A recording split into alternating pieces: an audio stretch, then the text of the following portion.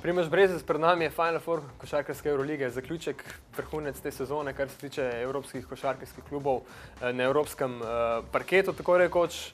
Beograd, tudi sami se odpravljate v Beograd, verjetno tudi zaradi tega, ker boste kot scout spremljali predvsem Junior Euroleague Tournament. Gremo po vrsti, začnemo mogoče ravno med mladimi. To bodo vaša targetirana grupa v Beogradu. Ja, v bistvu se upravljam že v sredo zvečer, kajti v četrtek zjutraj ob 9. že začne prva tekma.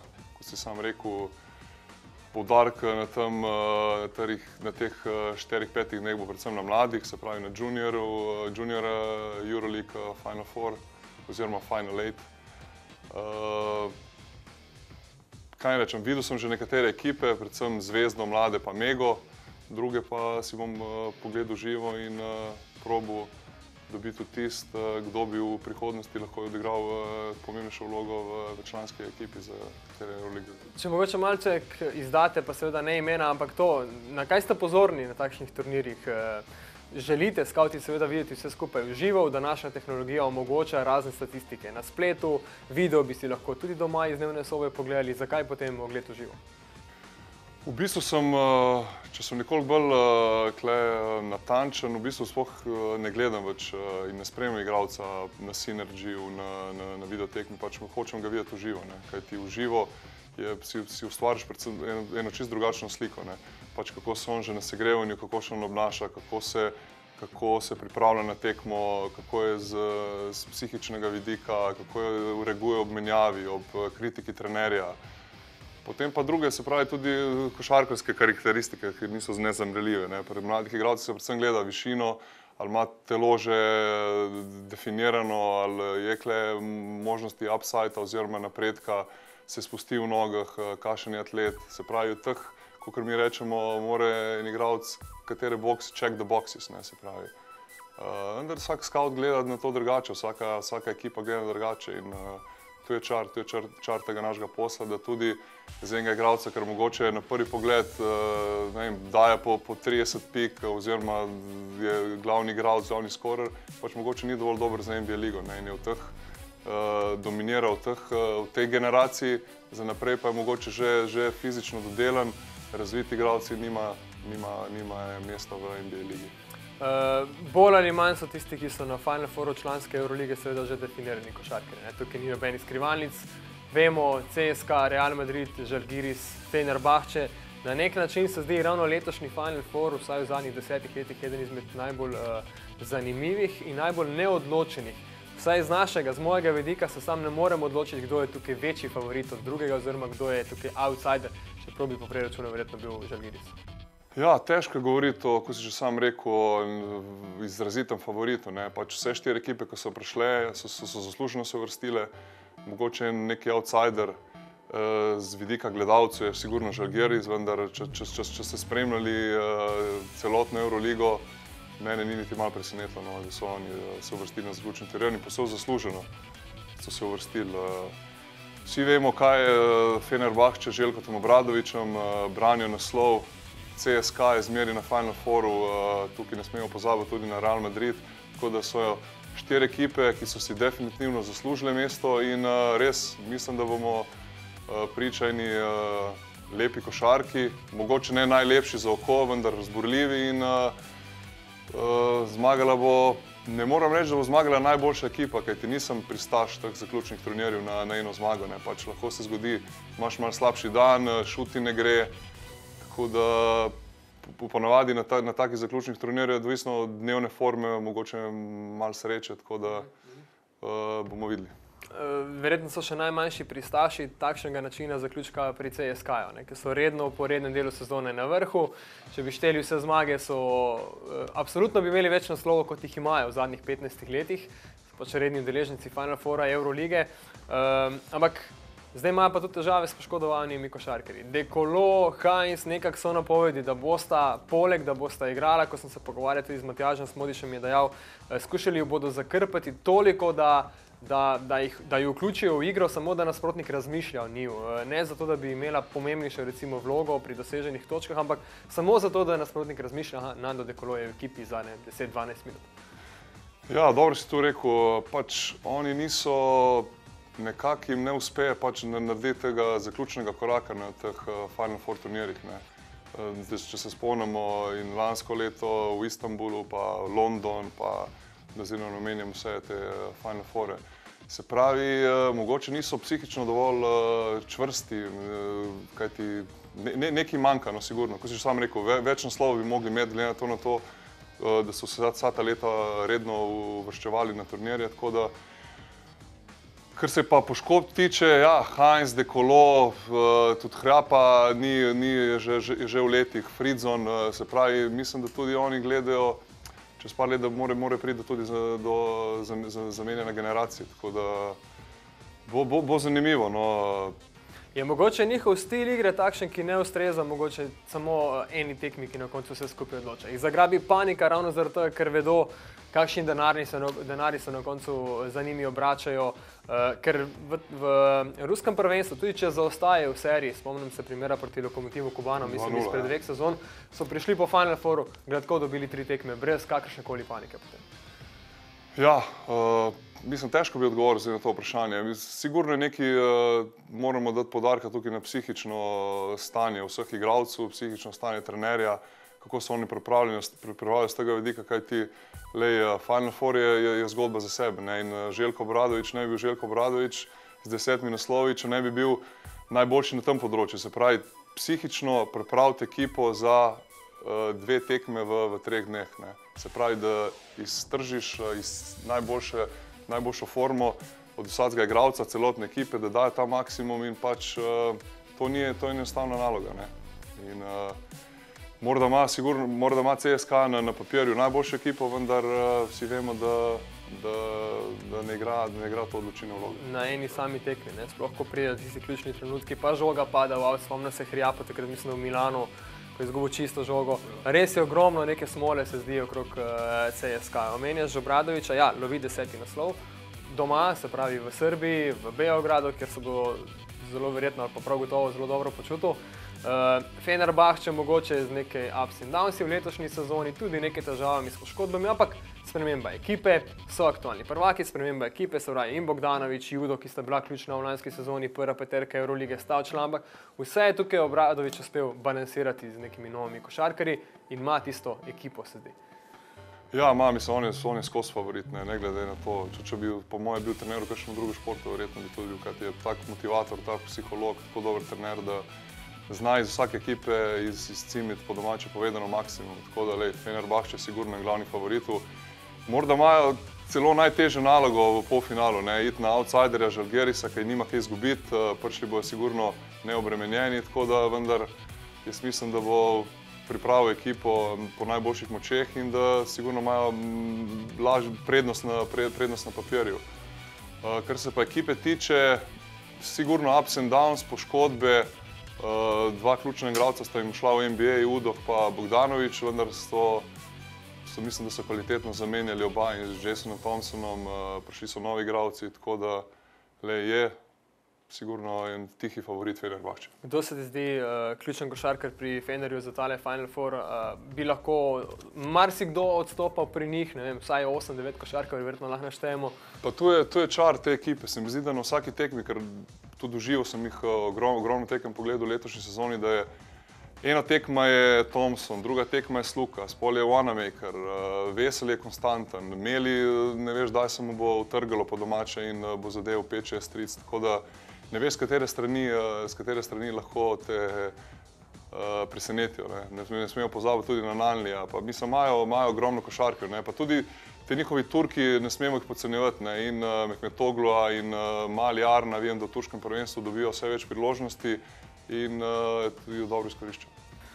Izjemno pa so svoje priložnosti letos izkoristili košarkarji Žalgirisa. Na krasno zgodbo so spisali, ves čas bili nekje najprej na robu osmerice, potem so uspeli, bili že v prednosti domačega igrišča, niso uspeli zadržati, ampak če odpraviš Olympiakos, brez da imaš prednost domačega igrišča, če ga prej premagaš že v rednem delu sezone 2-krat, potem verjetno to govori veliko o tem, kakšno homogeno ekipo ima Šarūnas Jasikevičius. Ja, sigurno ni to mala stvar.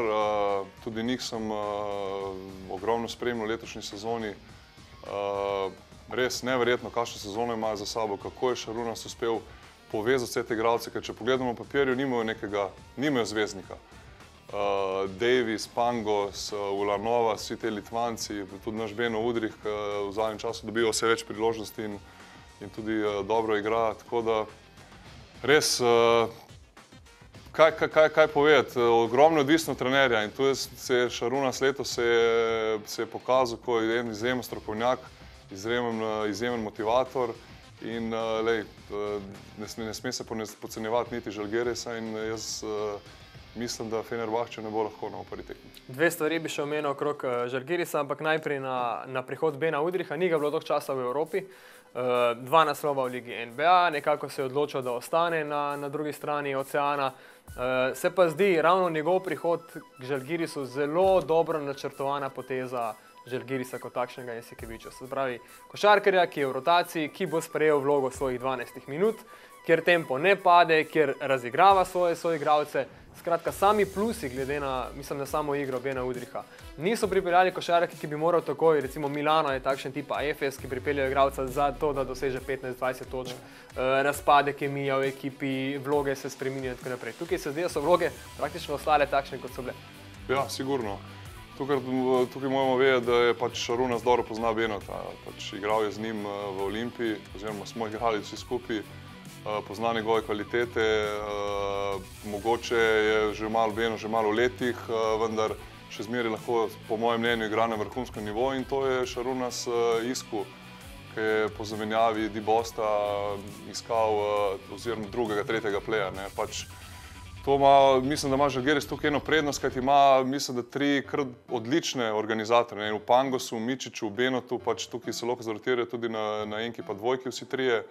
Tako da ima en lep izbor in, kot si že sam rekel, tempo ne pade, ko Beno pride v igro, se ve, kakšno nalogo ima pač prvo za razigrati ekipo. Vsi vemo, da je mid-range ta igra, da ste z mid-range praktično nezgrešljiv. Pa malo je takšnih igralcev, ne? Ki znotraj med raketo pa trojko, ki zaključujejo. To je njegova specialnost, njegova kvaliteta, ker je vsa ta leta je praktično eden boljših. Pa tudi v NBA je bil dokaj efikasen. Zdaj pa še na Šarunasa Jasikevičiusa, predvsem na njegovo osebnost.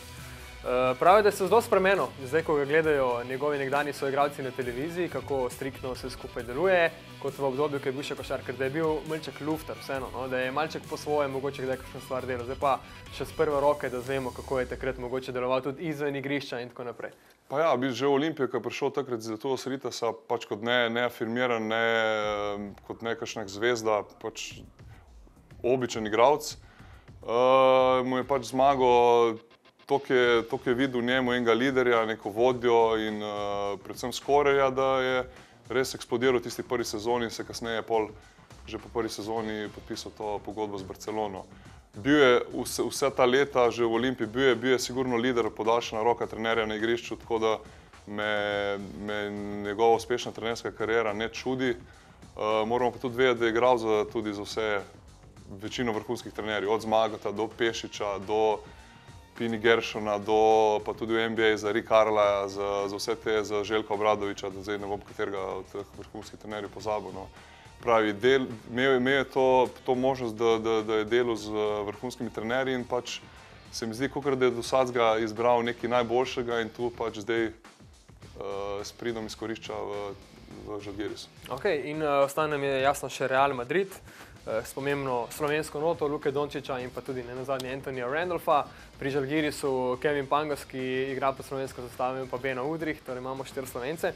Real Madrid, šli so v sezono brez Serhija Ljula. Laso se je odločil, poleg Campazza ne potrebujemo nekega dodatnega playmakerja, ki bi bil tisti, ki bi odžeral minutažo, recimo Luki, se pravi, ki bi igral 20 minut ali več na enki dvojki. Velika odgovornost, veliko so stavili na Luko, na koncu se skupaj dobro obrnili za Real Madrid. Ja, definitivno. Pametna poteza Reala, da se niso res odločili in pripeljali neko zveneče ime, mogoče z NBA na to pozicijo. Res so Luki dali vse niti v njegove roke in to je s pridom izkoristil in praktično, ne bom zdaj rekel sam, vendar velika njegova zasluga, da je Real na zaključnem turnirju. Zdaj pa vidimo za zadnjih par tekem v play-offu se je tudi Lul vrnil, tako tako da jim da še eno dodatno vrednost, še en dodaten naboj, ker ti vemo, kaj je Lul na trenerju, ne samo kot igralec, tudi kot osebnost, kot lider te ekipe in tudi oni sigurno ne prihajajo z belo zastavo in hočejo osvojiti Euroligo. No. Ja, da malo razbremeni verjetno Luko v sami igri, tudi sodniki bodo najbrž malo drugače odreagirali. Vemo, ko se je za Real končal lanski Final Four, Luka med tem v Španiji že do trojnega dvojčka, to je neki zgodovinski dosežek. Mogoče ena zadeva, no, kritiki pravijo, da Pablo Laso nikoli nima B plana, da vedno, če ga nasprotni trener nekako taktično uspe ujeti na levi nogi, da potem Pablo nima B plana. Kakšno je tvoje mnenje o tem? Ker Real igra tisto od te četverice verjetno najbolj divjaško, recimo košarko. Ja, pa igra to košarko, ampak hkrati je atraktivno. V bistvu Laso se je prilagodil ekipi, kakšne igralce ima v ekipi. Se pravi, če ti imaš ne atletsko ekipo, ne moreš gledati hitre in košarke in atraktivne. Pač on ima te, ne bi zdaj rekel divjake in pač goji tak stil igre, run and gun in to se mu obrestuje. Zdaj, da se ne zna prilagoditi, v neki meri bi se s tem strinjal, no, vendar me je zelo presenetila ta serija proti Panathinaikosu. Vsi vemo, kako je končala prva tekma v Atenah, ker so jih Panathinaikos povozili, zlomili s 30 točkami razlike, potem pa drugo tekmo dokaj gladko dobili in še dve v Madridu, tako da zasluženo. To je play-off, ne? Na play-offu gre bolj na moč, bolj na mišice, tu ni več potem gledanja en drugega, ker se je zdelo, da je Real ravno na tisti prvi tekmi stopil raje korak stran od obrambnega košarkarja, da jim ni ustrezala ta bližina Panathinaikosovih igralcev. Sigurno, to se strinjam, no, da pač Panathinaikos je bil dokaj agresiven, agresivno so pokrivali po celem terenu, po domače povedano jim šli v jajca in tu se je Real odmaknil, so se potuhnili in s takim načinom in s takim pristopom pač tekme v Euroligi, še posebej v play-offu ne moreš dobiti.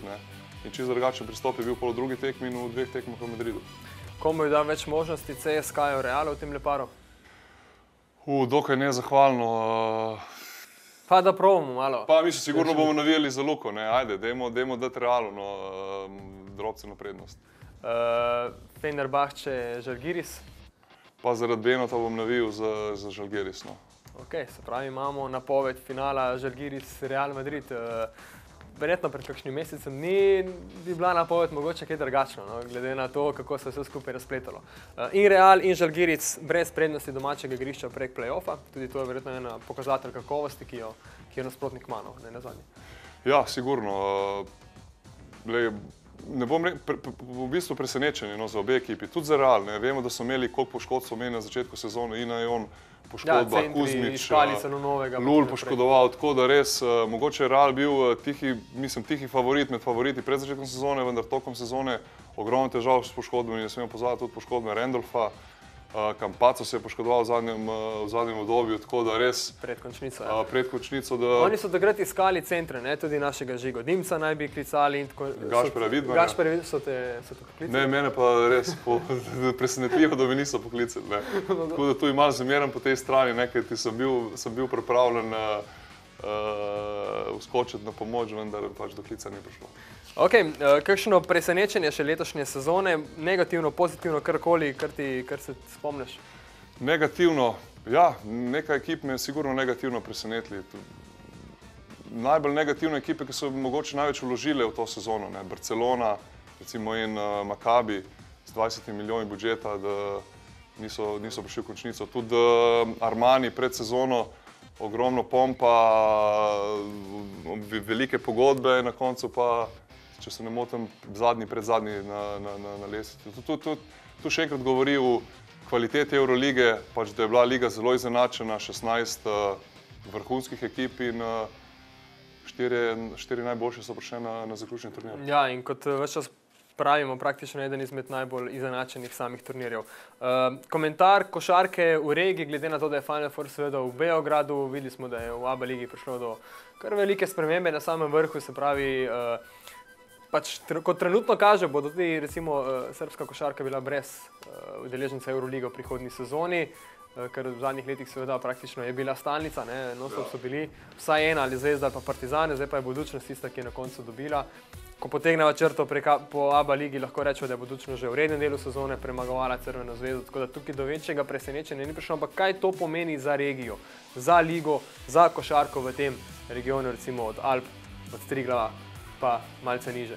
Sigurno je Zvezda v teh zadnjih sezonah odigrala eno ključnih vlog v Euroligi. Tudi letošnjo sezono, ne glede na to, da so izgubili pač v finalu ABA lige, so bili dokaj konkurentni. In so imeli lepo mlado ekipo, vendar na nek način so plačali ta davek na dveh front, se pravi Euroliga, ABA liga, davek dveh tekem na teden. Budućnost, kot sam rekel, povsem zasluženo, terena v finalu, dvakrat so jih zmagali že v rednem delu sezone. Jaz upam, da to ne bo pomenilo konc Zvezde in ne glede, če pač bo igrali naslednjo sezono v Evrokupi, da to ne bo pomenilo konc košarke, vendar bistveno manjše vlaganje, pač, da ne bojo ugasili mladinskega pogona in delali še zmeraj na tem, na razvijanju mladih igralcev.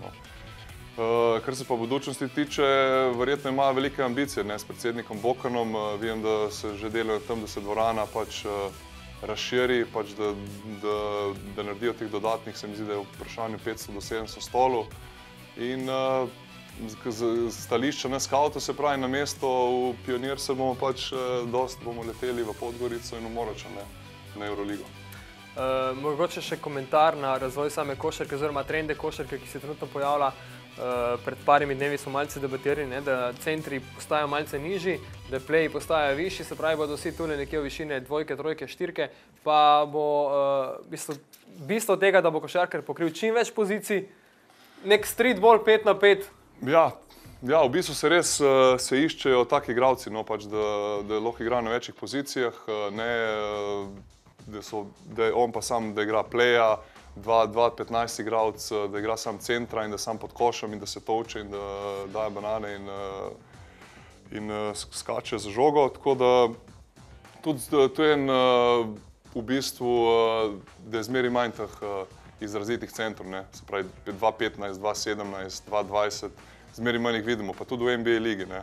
Recimo en Walter Tavares, ker je po mojem mnenju se malo hecal s temi centri tukaj v Euroligi, pa v NBA ligi ne more priti med 12 recimo. Ok, Žalgiris, Real smo napovedala finale in na koncu do naslova. Je težko bi se odločil. Recimo tako, kaj pridobi košarka, če je Real Madrid prvak? Verjetno pridobi to, da je pač eden izmed najuspešnejših športnih kolektivov na svetu, znova na vrhu. Luka Dončić se zelo veliko Eurolige poslovi in odide v ligo NBA. Če je prvak Žalgiris, imamo slovenskega košarkarja, imamo nek sistem, ki kaže predvsem to, kaže, da lahko tudi ekipe, ki nimajo takšnih budžetov, se pravi od 30 milijonov gor, pride blizu, ne samo blizu, tudi zmaga. Ja, točno to, da ne bom ponavljal tvoje besede, točno to, ko si rekel. Žalgiris, da se pač z ne največjim budžetom, se mi zdi, da drugim najmanjšim za Zvezdo, da pač se da pridobiti kvalitetne košarkarje in predvsem sestaviti ekipo za naskok na Final Four. Super, Primož, drzna napoved. Malce sem da verjetno napeljal na tole zgodbo Žalgirisa, ampak hvala lepa. Veliko dobrih ogledov seveda v Beogradu. Hvala.